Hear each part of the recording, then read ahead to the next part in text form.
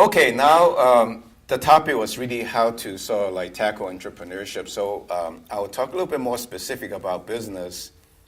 And I think there's nothing wrong with the conventional approach about the VC money and do quickly and all that. And the question is, are you prepared for it? And if you do it, I think if you give up most of the control and the ownership, you can probably do it. Basically, you turn it over to somebody experienced to go with it. But if you do decide to do it yourself, then I think you want to lower the risk by thinking in steps. Don't think about you want to build a great big company all at once. Because the truth is that you may get very excited about something, but it may be just an illusion due to your lack of knowledge. So you want to, let's see. So you want to think about what is it that I can do that I really know how and I know better than anybody else. And then because once you have one success, then you have all kinds of opportunities available to you because now you have the credibility to get the resources you need to do whatever else you want to do. And the other thing is very simple. It's so obvious when you think about it. The free economy is a very efficient system. So unless you can create value more efficiently than somebody else, you're not going to do very well. And the definition of entrepreneurship is to take resources from here and apply here so that you can get a greater return for the resources that you use to create the value. So with that in mind then, whatever you do, always pick the thing that you're best at because that's where you're most efficient. So like building out a company, in the beginning, you're trying to get the technology working. You are trying to get customer to give you feedback. You do it much more efficiently than in an existing company. But now, if you want to build out the rest of the business, it's very inefficient. You hire the wrong CEO or you hire the wrong VP marketing. You learn how to develop the process. You have to build a sales force. It's very, very inefficient because all of that stuff is in existence in an established company. And if you ever get acquired, whatever struggle that you put in gets thrown out because it's duplication. So unless that part of it is so overwhelmingly valuable that you created, you never make out because that part it's a waste. It's wasted. And so on the other hand, you did a lot of work up here, but you didn't do any of the validation. Customers say, I love it, and I'm going to buy 1,000 of those or whatever. Then you have not created value because nobody believes you. So you need to do the pieces to validate what you got, but don't try to build out if you can't help it. But you do what you have to. So that's the basically thesis of how you can go about it. And I think the problem with in some sense, contrasting essentially my 100% success as an angel investor and running Newport and New Focus to sort of a marginally successful VC is because the approach is really different. The VC approach generally is to build out the entire company. And so you want to remember that little discussion I just had.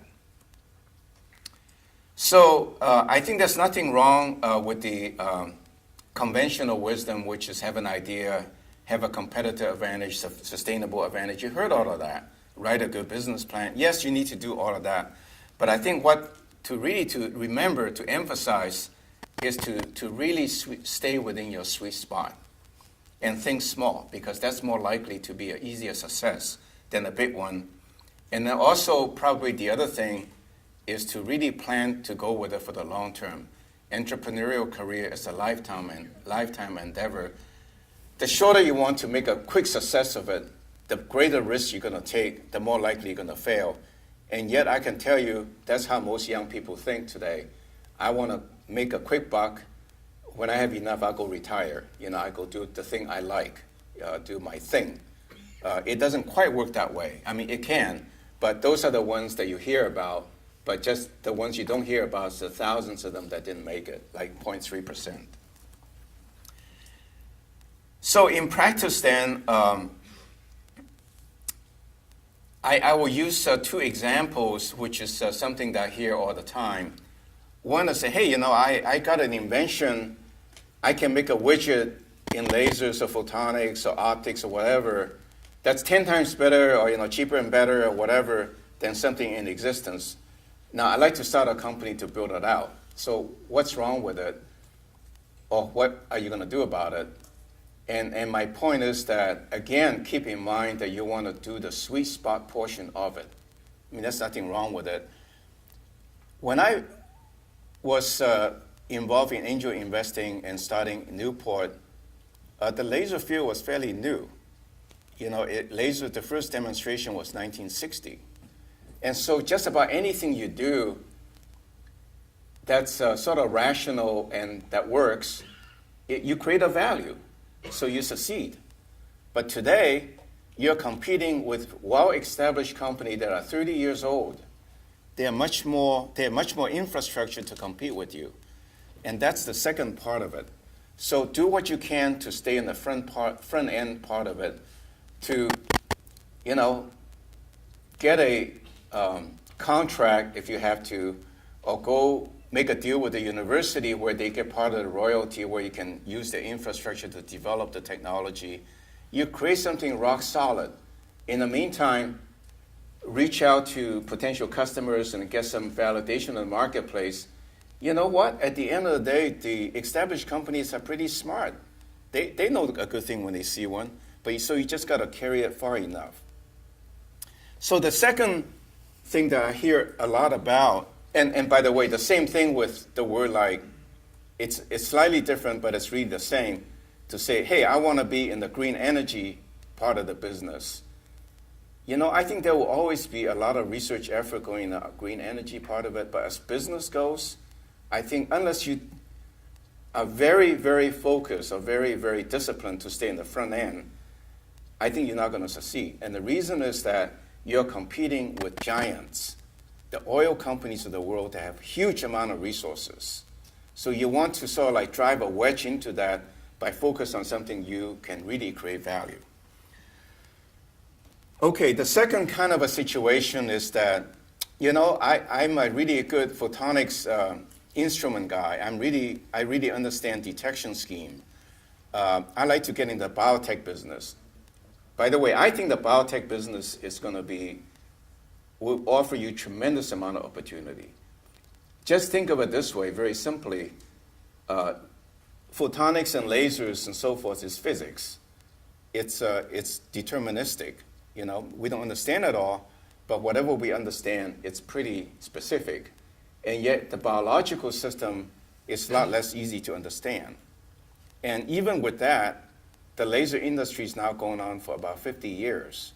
So I wouldn't be too surprised that biotech is going to offer opportunity for the next 100 years, right? So in that sense, I think that's one arena, being young, most of you are being young, you can really think about how do you evolve into the biotech industry. And I think,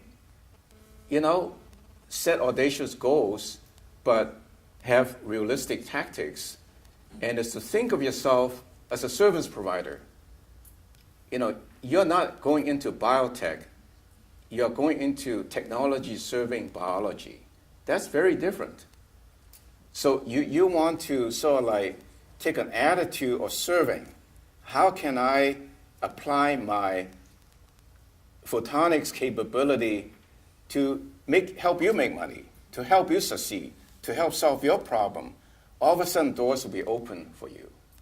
But if you say, hey, I'm a photonics guy, I'm going to go in competing head-on in the biotech area, you're going to be making a mistake. Because it's very interesting, I think in the business world, there's a clique, so to speak, not intentionally, but just human nature, where people stick to themselves. They don't like outsiders. And so you're, by definition, an outsider. It will take you probably 10, 15, 20 years to become an industry insider. So it's a lot more effective if you take the attitude of serving.